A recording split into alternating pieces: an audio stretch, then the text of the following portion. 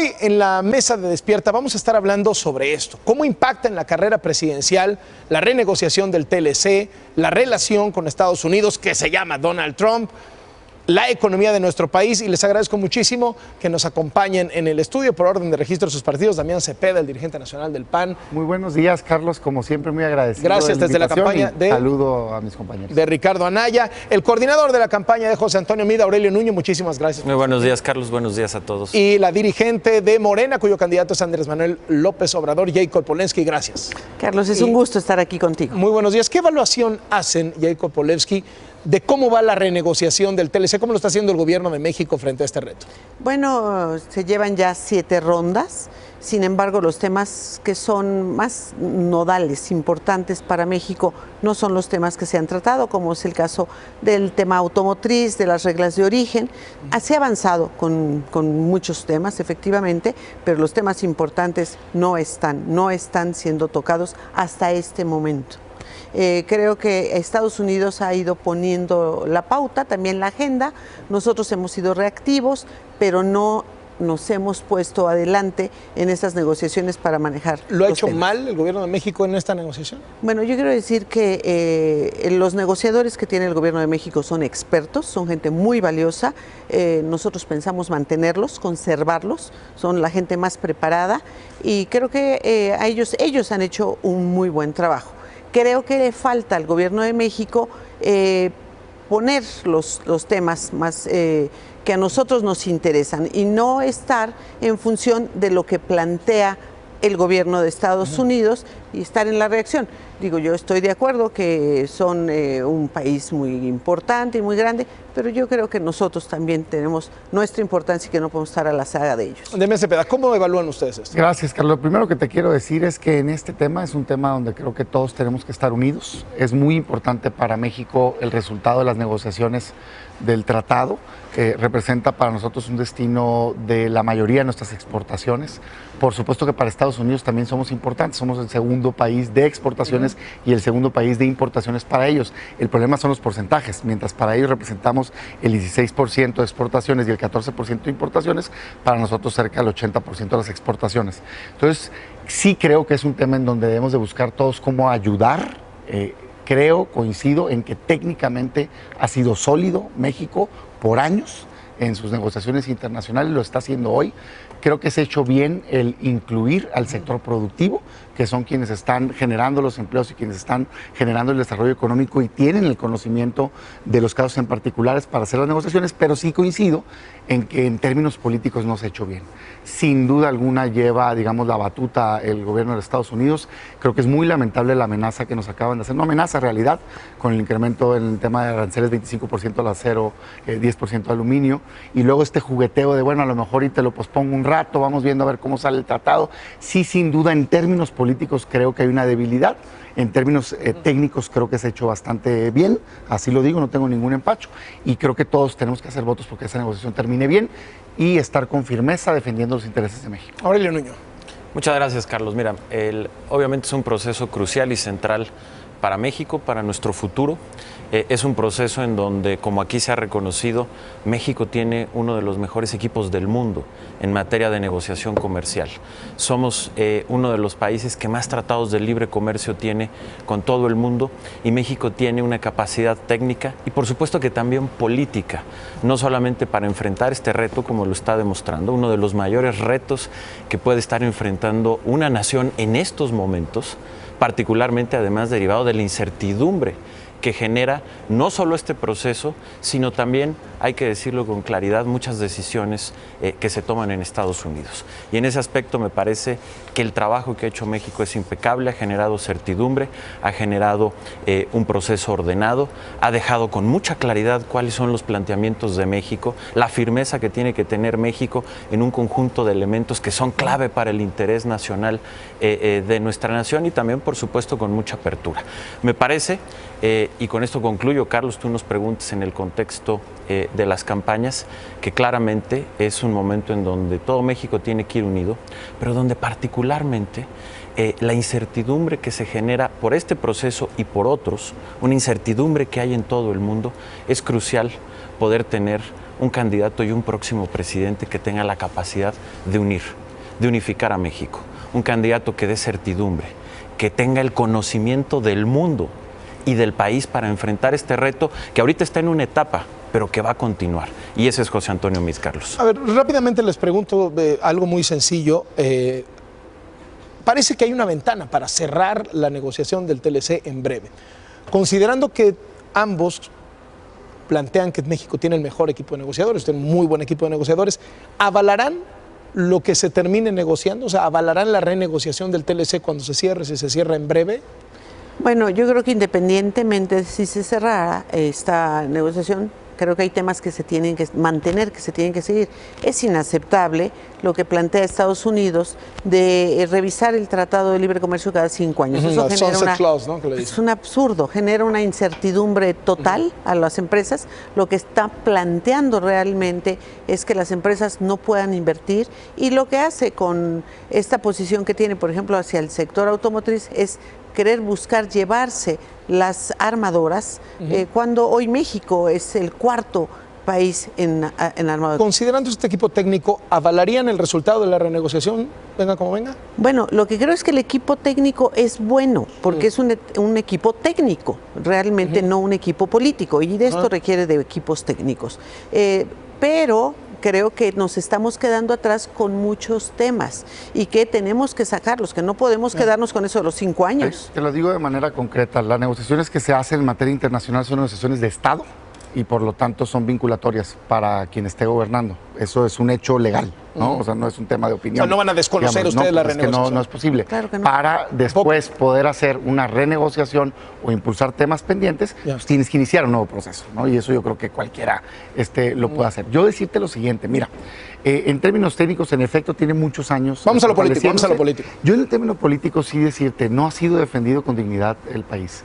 Desde el garrafal error de recibir con tapete rojo, por cierto, a Trump, cuando no era todavía presidente, recibirlo como jefe de Estado, darle un impulso, una bocanada de aire cuando estaba complicada su candidatura en Estados Unidos, que fue un error grave de este gobierno, hasta todavía pues el día de ayer, ¿no? Yo creo que las formas no son las adecuadas. Este tema del yerno siendo tan criticado, no tiene ni las liberaciones de sus credenciales de seguridad en Estados Unidos, y pues pareciera que ahí estamos haciendo la negociación. O sea, una y otra vez la equivocada estrategia de no defender con dignidad.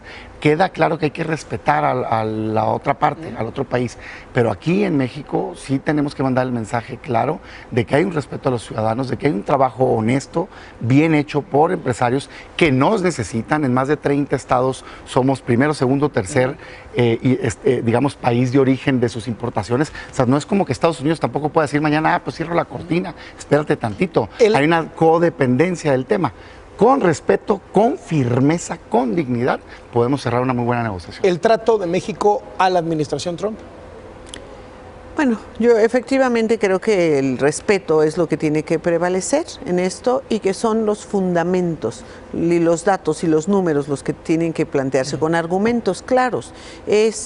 Si hay cooperación para el desarrollo, es la mejor manera de evitar que la migración vaya para allá. Es un tema que no se ha hecho, es algo que no se planteó, porque cuando empezamos con el Tratado de Libre Comercio, efectivamente se planteó trato de iguales entre desiguales. En aquel entonces nosotros teníamos tasas de interés hasta del 150%, mientras Estados Unidos tenía del 4%. Entonces tuvimos una competencia absolutamente desleal. Estados Unidos nos dio muchas recetas a seguir, las cuales México obediente y puntualmente las ha seguido, no Estados Unidos. Estados Unidos no es proteccionista hoy con Trump, hoy es mucho más proteccionista, pero ha sido proteccionista siempre. Y México desmanteló todo el apoyo, todas las políticas para el campo, también las políticas para la industria. Bueno, nos quedamos sin política industrial. Algo que nosotros vamos a hacer llegando al gobierno es establecer una política industrial. Bueno, mira, en primer lugar, Carlos, me parece que en el gran reto que representa esta administración en Estados Unidos, no solo para México, es uno de los mayores retos que hemos enfrentado todos los países del mundo recientemente. El gobierno de México lo ha hecho con mucha inteligencia, con mucha prudencia, con muchísima firmeza en defender los intereses centrales y clave que tiene México, no solamente en el aspecto o en el ámbito del Tratado de Libre Comercio, que es claramente crucial, que es un instrumento muy importante para nuestra economía, que ha permitido desarrollar sectores de un dinamismo extraordinario como el sector automotriz, y que se va y lo están defendiendo con una gran claridad, con una gran inteligencia y con una gran contundencia, sino en general, en una relación muy compleja que incluye lo comercial, pero que tiene muchas otras facetas. También Cepeda decía que le han dado se han puesto de tapete, fundamentalmente tapete rojo, decía, frente a Donald Trump. ¿Qué contestan con respecto del trato a Trump, el trato al yerno, de las formas, digamos, detrás de esto? Pues que por supuesto no es así, Carlos. El gobierno de México, el presidente Enrique Peña Nieto ha tenido una firmeza clara y contundente. Ha habido varios episodios que se han conocido en donde el presidente, con una gran firmeza, le ha dicho al presidente de Estados Unidos que no al muro, que no a un conjunto de ideas que atentan a los intereses de México, pero al mismo tiempo lo hace con inteligencia. Estados Unidos es una realidad, es nuestro mayor mercado. Ahorita lo decía Damián, el 80% de nuestras exportaciones van a Estados Unidos.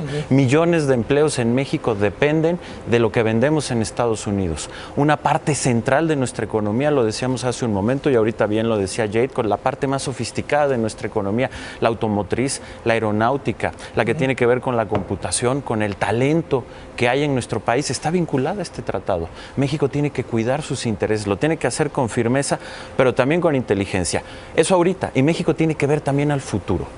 Y parte de ver al futuro es quién va a encabezar al país en este ambiente y en este contexto. Esta negociación está siendo importante, pero tenemos que ver hacia adelante, y ahí es donde José Antonio Meade, con la experiencia que tiene, que no tiene ninguno de los otros dos candidatos, la visión, el conocimiento de Estados Unidos, del mundo y de México, es crucial para dar la certidumbre que se requiere en este momento.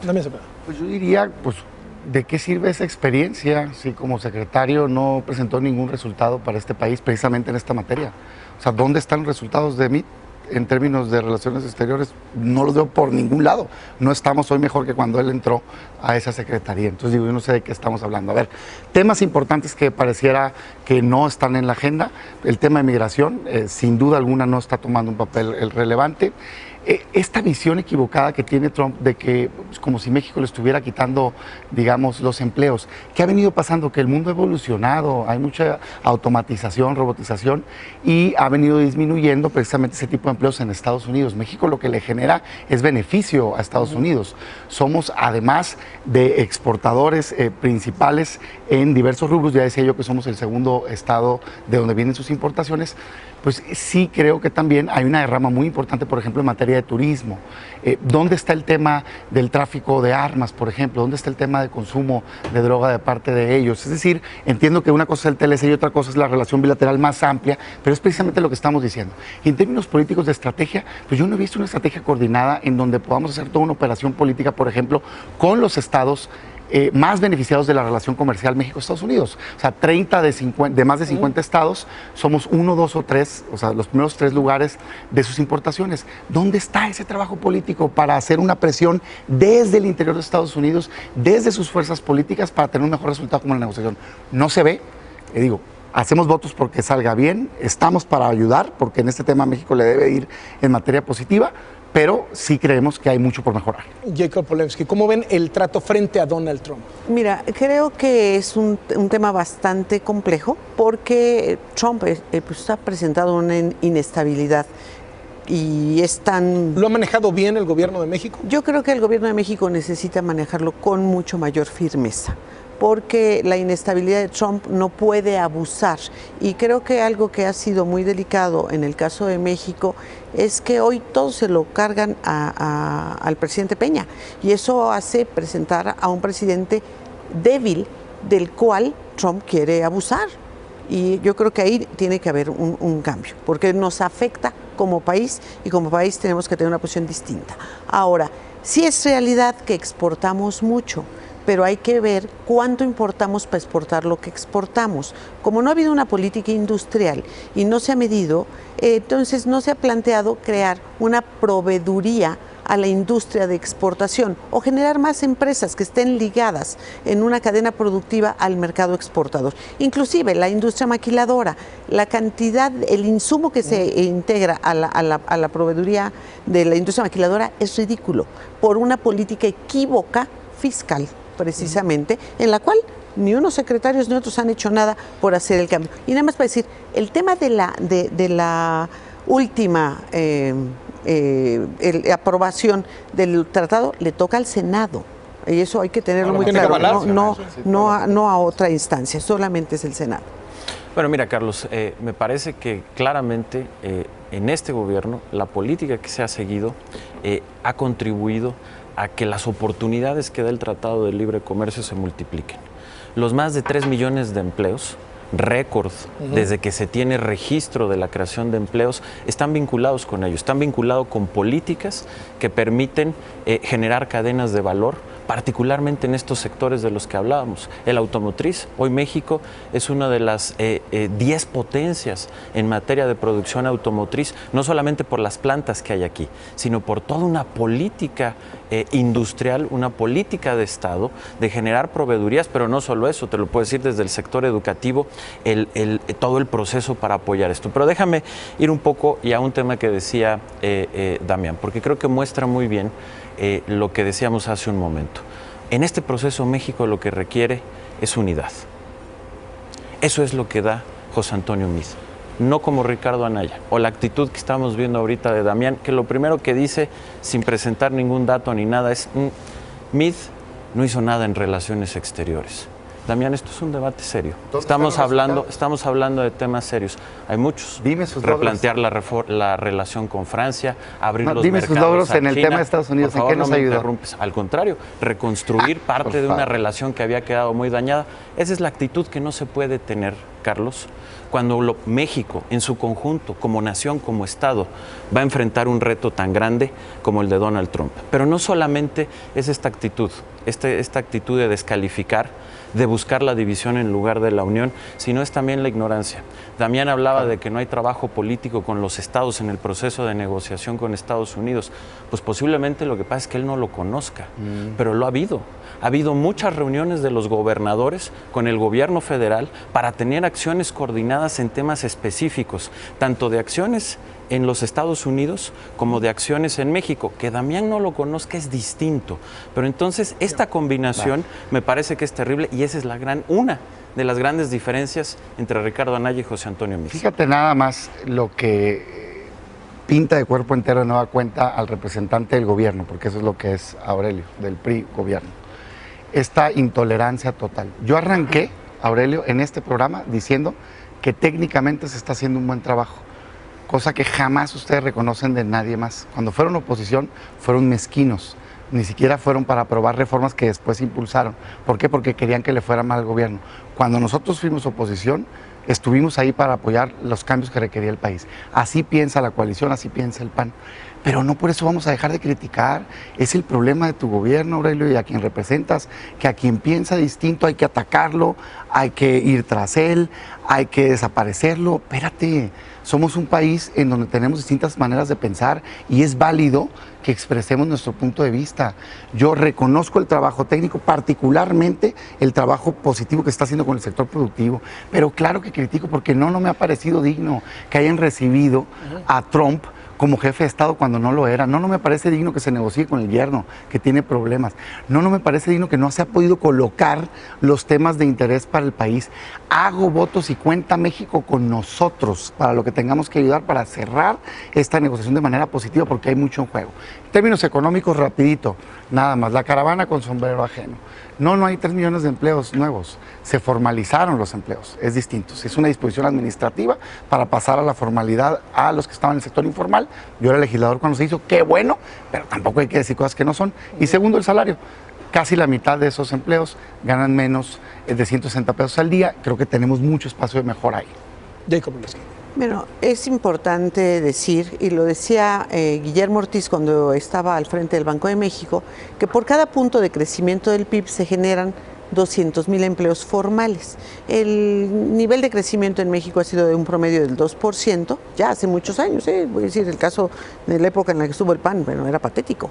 Entonces, si generas un crecimiento máximo del 2%, puedes generar aproximadamente 400,000 empleos formales, pero la población económicamente activa que se integra, que pide trabajo cada año, es de arriba de 1 millón. Entonces no atiendes el rezago que traemos, pero tampoco estamos generando empleos de alto valor agregado. Por eso es muy importante el tema de la innovación tecnológica para poder agregar valor y poder integrarlos en la cadena productiva de la exportación, porque de otra manera, de verdad, esto ha sido una aberración que nos podría dar mucho mejores beneficios y no nos ha dado. Ahora, vale la pena que el sector empresarial esté tranquilo, porque nosotros al llegar vamos a seguir, en caso de que no se termine, vamos a seguir estas negociaciones en beneficio de México, en beneficio del sector y obviamente sin permitir los abusos de Trump.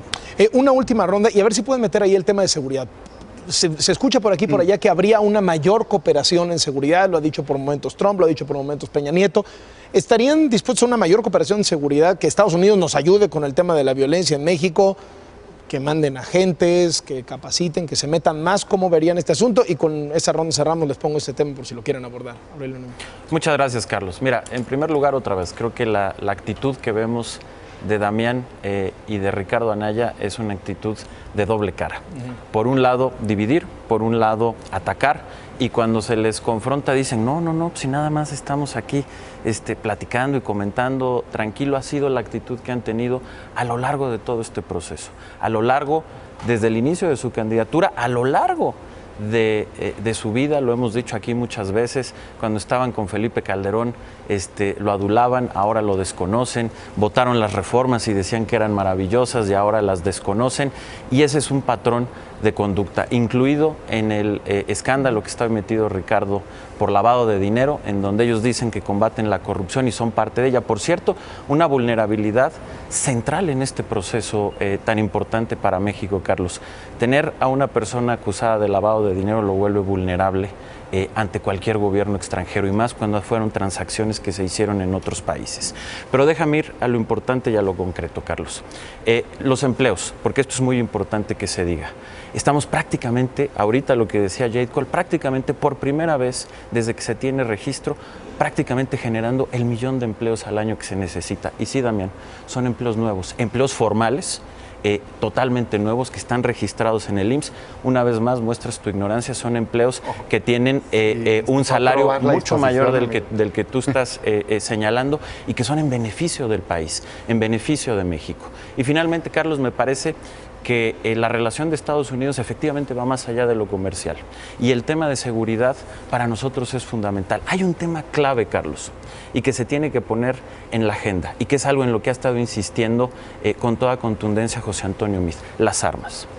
Parte central de la propuesta de José Antonio Meade para cambiar la estrategia y tener una estrategia mucho más efectiva y funcional en el combate a la inseguridad es quitarle las armas a los delincuentes. Y las armas vienen de Estados Unidos. Hay una correlación, Carlos, entre el incremento de la producción y la venta de armas en Estados Unidos y el incremento de la violencia en México. Y ese es un tema que José Antonio Meade ha puesto sobre la agenda, y que a futuro, con la claridad que tiene, con la firmeza y con el conocimiento que tiene del mundo y de Estados Unidos, será un tema central que ayudará a reducir la violencia en nuestro país.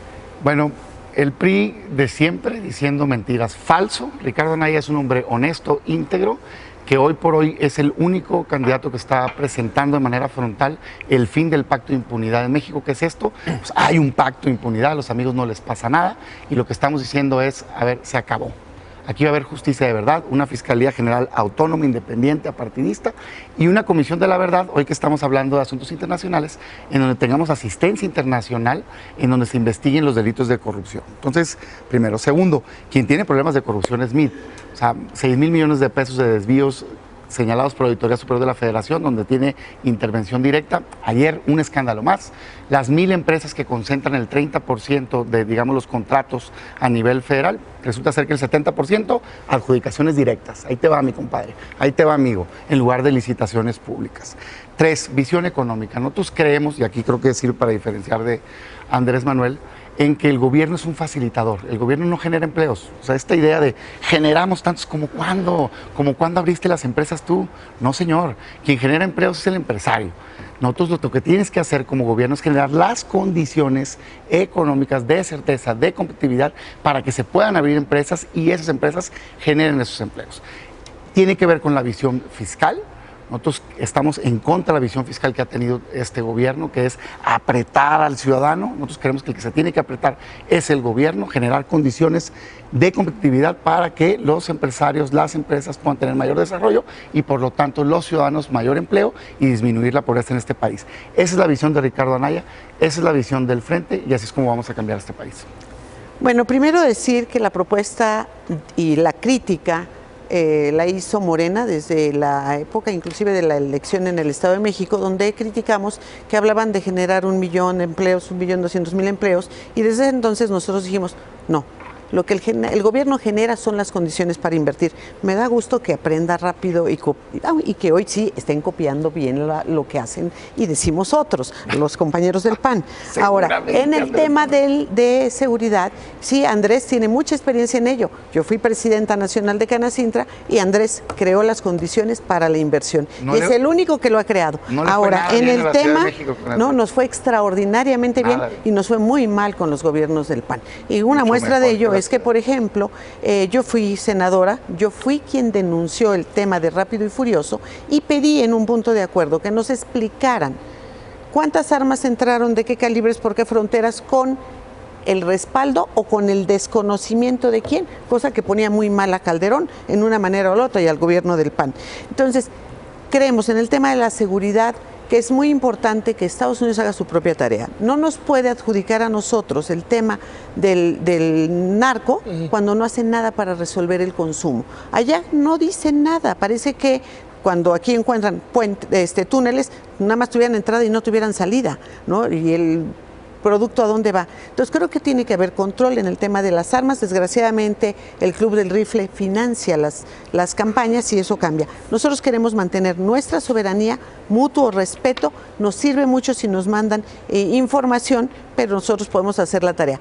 Un tema muy importante para cerrar es que la lucha contra la corrupción de estos gobiernos que hemos vivido va a ser un impulso importante para la economía nacional. Si a México le deja de costar el 9% del PIB la corrupción, las cosas van a cambiar. Yo nada más te puedo decir que lo que cuesta todo el gasto en política social en México es del 7%. De acuerdo al Banco Mundial, el costo de la corrupción es del 9%. Más de lo que se gasta en educación, en salud, en toda la política social, es lo que nos cuesta la corrupción. Y en esa corrupción sí están incluidos todos los partidos que llevan beneficio de ello. Y entre lo que yo no quiero acusar a Anaya, mi pregunta es, ¿por qué no lo aclara? Para que aclare. No, con fundamento no lo ha aclarado. ¿Por qué no aclaras la amnistía anticipada que le estás ofreciendo al gobierno federal? Yo ya te dije el otro día que el problema de tu ignorancia es que no sabes ni lo que quiere decir amnistía. Te comenté que las amnistías se aprueban, ojalá aprendas, se aprueban en el Congreso. Oye, pregúntale a tu candidato que le han preguntado directamente si va a procesar delitos de corrupción y ha contestado que no. A ustedes les convendrían porque así su corrupción se pasaría. Y es muy malo eso. Los que más necesitarían el pacto de impunidad son ustedes, por corruptos. Y casualmente somos los únicos no son los más que estamos planteando Fiscalía General Autónoma y justicia verdadera para México. A Dios amando con el mazo dando. No, ustedes son de doble moral. Esa es una realidad absoluta. Okay. Nosotros no estamos en ese plan. Y nada más decir, el FOAPROA fue un tipo de amnistía, una amnistía a los bancos que aprobaron los panistas junto con los priistas. Ahí fueron siempre juntos. Hay que, como dice Andrés Manuel, preguntar en dónde se rompió el hilo. ¿Por qué sí promovía también las... Que le pregunte a Bester y a Napoleón sí promovía muy bien? Bueno, pues si los apoyaron ustedes, ¿de qué hablan? ¿Por qué sí estaban y festinaban todo lo que hacía el presidente Peña, hoy están en contra. Es como que eso sí habla de ser bipolar. La muestra, Carlos, la división, el pleito, frente a una visión de Estado y la unidad. Y sí, ojalá Ricardo Anaya pueda aclarar cómo vivía como marqués. Ricardo ya lo ha aclarado, gracias. Es hombre honesto. Y ojalá ya aclaren los desvíos de la Auditoría Superior de la Federación. Lo queremos ver. Les agradezco mucho. Gracias, Nos vemos pronto. Seguro que sí, con todo el gusto. Muchas gracias a los tres.